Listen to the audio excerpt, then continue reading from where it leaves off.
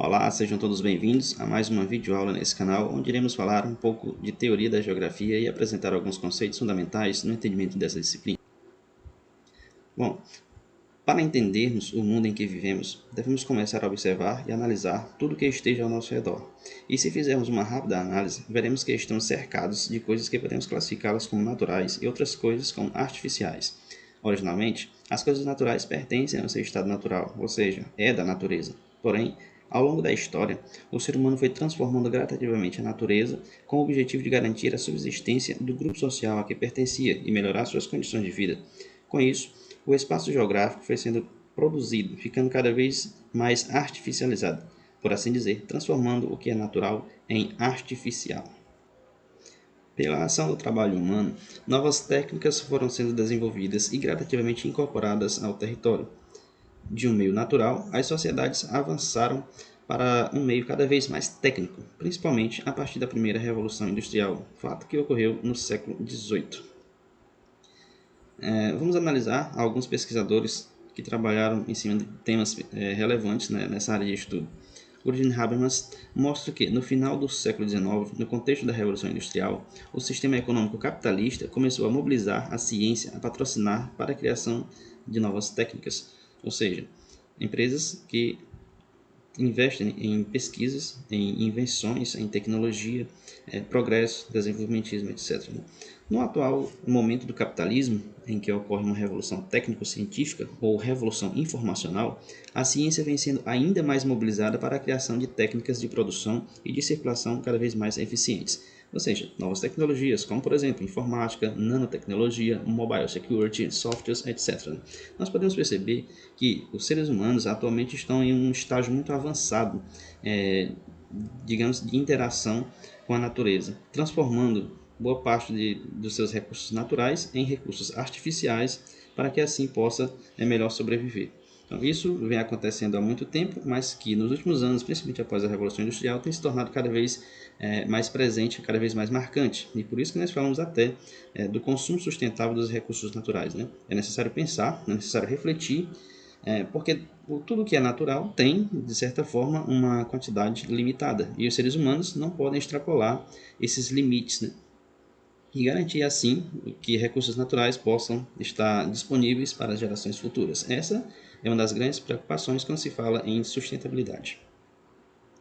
Outro pesquisador importante que nós podemos analisar em relação aos aspectos da geografia do meio ambiente é Milton Santos. Segundo Milton Santos, a incorporação dessas técnicas ao território, com a intenção de aumentar a produtividade econômica e acelerar a circulação por redes que abrangem o espaço nacional, regional e mundial, produziu o que ele chama de meio técnico-científico informacional.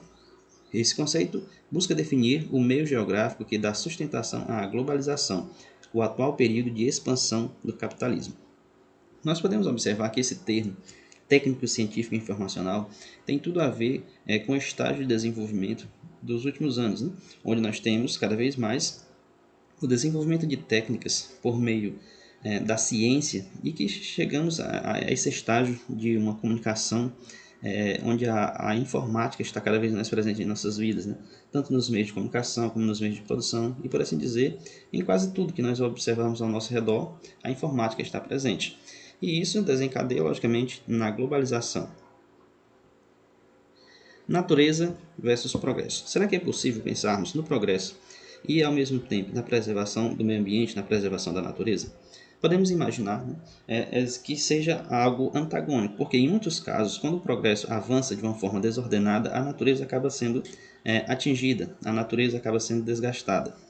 Então, nós podemos observar que há um processo de dois caminhos. Nós precisamos observar como que se dá a relação do progresso ao mesmo tempo com a preservação da natureza.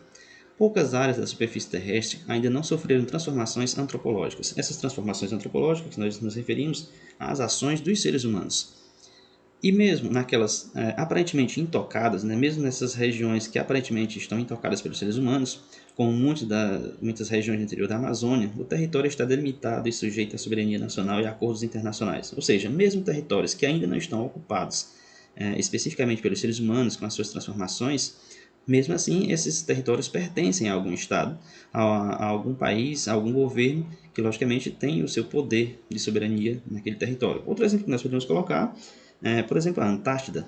Mesmo sendo um local, digamos que onde não existe uma delimitação de territórios, de países, mas que existem muitos pesquisadores, né, naquele local. E, logicamente, transformando aquele ambiente que seria extremamente natural, passando para um ambiente com a presença dos seres humanos, levando o progresso até aquele local por meio de pesquisas científicas, porém alterando o ambiente natural daquela região. Mesmo em um meio aparentemente intocado, existem relações políticas e econômicas nem sempre visíveis à paisagem. Então, como nós podemos observar, eu coloquei aqui duas imagens da região amazônica, onde nós temos uma imagem aérea que mostra uma tribo indígena isolada no interior da Amazônia e na outra imagem o porto de Manaus. Nós podemos observar que são duas realidades distintas da mesma região. Quando nós falamos da região amazônica, logicamente nós pensamos em uma região de florestas, de territórios abrangentes, né, onde a natureza predomina, porém nós também devemos observar que existem grandes cidades nessa mesma região. Vamos analisar o espaço geográfico e a paisagem, observando alguns conceitos e alguns pontos levantados por alguns pesquisadores. O que seria paisagem? Paisagem é a aparência da realidade geográfica, tudo aquilo captado por nossa percepção, seja a percepção auditiva, olfativa, tátil e principalmente a visual. Por que nós falamos principalmente visual? Porque nós observamos tudo que está ao nosso redor, nós enxergamos, né, tudo que está ao nosso redor. E é por meio dessa percepção que nós analisamos tudo que esteja próximo. Espaço geográfico é a paisagem acrescida da sociedade que a constrói e reconstrói constantemente. Então nós podemos observar o seguinte, que paisagem é tudo aquilo que está ao nosso redor de uma forma, digamos, estática. E o espaço geográfico é aquilo que a sociedade acrescenta, aquilo que a sociedade constrói, aquilo que o ser humano interfere na alteração da paisagem. Milton Santos exemplifica que, se eventualmente a humanidade fosse extinta, teríamos o fim da sociedade, logicamente, e, consequentemente, do espaço geográfico. Mas, ainda assim, a paisagem construída permaneceria. O que nós estamos falando com isso? Que o espaço geográfico depende estritamente das ações humanas, certo? Já a paisagem, não, porque se os seres humanos fossem extintos, o espaço geográfico pararia de sofrer alterações, ficaria somente a paisagem. Então essa é uma forma de explicar a diferença entre espaço geográfico e paisagem. Levi-Vygotsky observa que, caso a humanidade deixasse de existir, com o passar dos tempos, as formas construídas se degradariam pela ação do intemperismo e por falta de manutenção. Ou seja, ao longo do tempo, nem a paisagem resistiria ao fim da sociedade. O que ele quer dizer com isso? Né? Nós, seres humanos, somos os responsáveis pelas transformações no espaço geográfico. Porém, essas transformações precisam de manutenções. A partir do momento que os seres humanos desaparecessem do planeta, até mesmo a paisagem sofreria essa ação do intemperismo, né? Ou seja, o estado natural, a natureza daria as respostas por essa falta de conservação por parte dos seres humanos naquilo que o próprio ser humano construiu. Vamos observar o termo lugar. As pessoas vivem no lugar, mas isso, por isso, esse conceito é o ponto de partida para a compreensão do espaço geográfico em escala local, ou seja, lugar tem tudo a ver com local. Mas nós podemos também analisar isso em escala regional, nacional e mundial. É no lugar que as pessoas se relacionam, estabelecendo laços afetivos com os parentes, amigos, vizinhos e também com a paisagem. É no lugar, portanto, que construímos nossa identidade cultural e socioespacial. Então essa palavra lugar está muito relacionada com aquele local em que nós vivemos. A geografia, como ciência, se dedica na análise das relações entre a sociedade e a natureza, sociedade e espaço. A compreensão do espaço geográfico implica a noção de escala geográfica. Nós podemos observar que essas variações de escala podem variar entre local, regional, nacional e até mundial. O local é o conceito de lugar associado ao conceito de paisagem, ou seja, tudo que está ali ao nosso redor visível, né, por nossa percepção visual. Regional inclui as regiões ou extensões de áreas variáveis em função de zonas de influências ou recortes por características comuns. Nacional, território controlado pelo Estado-nação, ou seja, é a delimitação do nosso território nacional, podendo ser subdividido nas esferas estadual, provincial e municipal. Isso porque dividir facilita o controle. Então nós podemos observar, a exemplo do Brasil, onde nós temos o nosso território nacional dividido por regiões, por estados e por municípios, né? E, em escala mundial, nós podemos observar que abrange todo o planeta, assim sendo chamada de escala global. A relação entre Estado e espaço. Friedrich Herzog afirma que, a partir do momento em que uma sociedade se organiza para defender um território, transforma-se em Estado. Então, essa definição de Estado tem a ver com a delimitação do território e, logicamente, a defesa desse território. Por exemplo, Forças Armadas. As Forças Armadas existem para delimitar e proteger um determinado território. Daí se depreende que território é o recorte do espaço geográfico sob o controle de um poder instituído. Esse poder instituído, logicamente, é o que nós chamamos de Estado Nacional. Existem situações em que outros agentes disputam o controle de um território. Por exemplo, a ação de grupos terroristas, narcotraficantes, milícias, etc. Porém, somente o Estado tem o poder constituído por lei, constitucional ou legal. Por que nós falamos isso? Vamos imaginar, digamos que um conflito entre um determinado Estado nacional e terroristas. Logicamente que o Estado nacional tem o seu poder constituído, tem as suas leis, tem o seu regimento, tem a sua constituição. E quando nós observamos a ação de grupos terroristas, de narcotraficantes, de milícias, assim por assim dizer, estes, por não serem instituições legais, por não terem leis específicas, não são consideradas, logicamente, constitucionais, ou seja, agindo fora da lei. Essa é a explicação que nós temos para essa relação entre Estado e espaço. Vamos falar sobre o possibilismo. Paul Vidal-Lablache, criador do possibilismo, em contraposição ao determinismo geográfico de Herzog, afirma que o ser humano é o agente que sofre a influência da natureza e que também age sobre ela, transformando-a dentro de suas possibilidades. Então, o termo possibilismo tem tudo a ver com possibilidades. E, logicamente, levando em consideração que nós, seres humanos, sofremos essa influência da natureza, porém nós também transformamos a natureza. Isso, logicamente, dentro de nossas limitações, dentro de nossas possibilidades. Assim, até meados do século XX, a maioria dos geógrafos limitavam-se a descrever as características físicas, humanas e econômicas das diversas transformações, das diversas formações socioespaciais, comparando-as. A geografia moderna se preocupa em analisar criticamente a relação homem-natureza e vice-versa. Vamos observar o termo região. Região pode ser conceituada como uma determinada área da superfície terrestre em extensão variável que apresenta características próprias e particulares, que a diferenciam das demais. Região pode ser natural, quando o critério de distinção é de paisagem natural, ou pode ser geográfica, se a diferenciação for econômica, política, social ou cultural. Vamos observar alguns termos específicos para exemplificar aqui. Por exemplo, se eu falo da região da bacia do Rio Parnaíba, nós podemos observar que essa região pega toda a área de abrangência do Rio Parnaíba e seus afluentes. Logicamente que ela não está delimitada pelo território do estado do Piauí, porque nós podemos ter afluentes do Rio Parnaíba mesmo do lado do Maranhense, do estado do Maranhão. Então, a região não especificamente está delimitada por um território.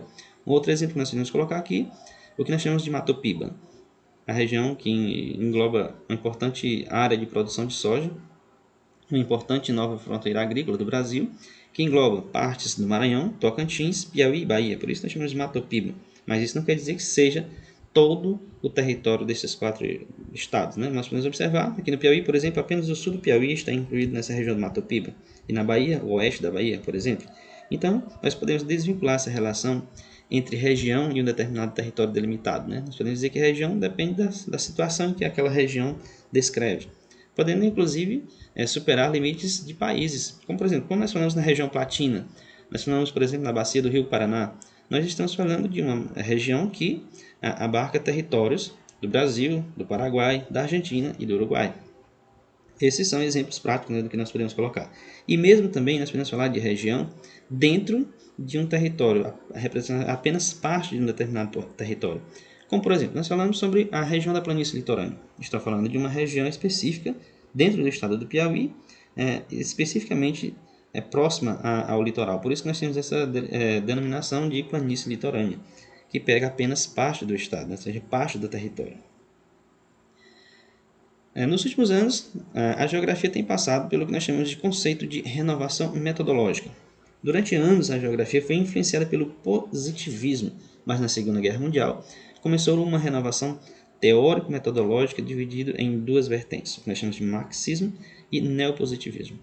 Yves Lacoste, da vertente marxista, denunciou a existência da geografia dos estados maiores, a serviço dos estados e do capital, questões de geopolítica. O que o autor se refere é a influência da geografia ou dos estudos da geografia a partir dos estados, digamos, de maior importância. Logicamente, esses estados acabam trazendo a influência de seus interesses para os estudos da geografia e, logicamente, da geopolítica, conhecemos dos conflitos entre os países. Segundo Lacoste, a geopolítica mascara seus vínculos com os poderosos, com os interesses dominantes. No Brasil, um dos pioneiros desse processo de renovação crítica foi o geógrafo Milton Santos. Novas abordagens. Se nós estamos falando de novas abordagens em geografia, nós devemos observar que, no início do século XX, um grupo de filósofos austríacos conhecido como Círculo de Viena, sob liderança de Rudolf Carnap, buscou ir além das propostas de Auguste Comte, que é o fundador do positivismo, e propôs a verificação empírica e o formalismo lógico com base na ciência, ou seja, a utilização do critério científico dentro da disciplina de geografia. Com o fim da União Soviética e do socialismo, que patrocinava o marxismo, reduziu-se as influências do marxismo e outras correntes de pensamento ganharam espaço na geografia, como a fenomenologia, polarização do sujeito e dos fenômenos.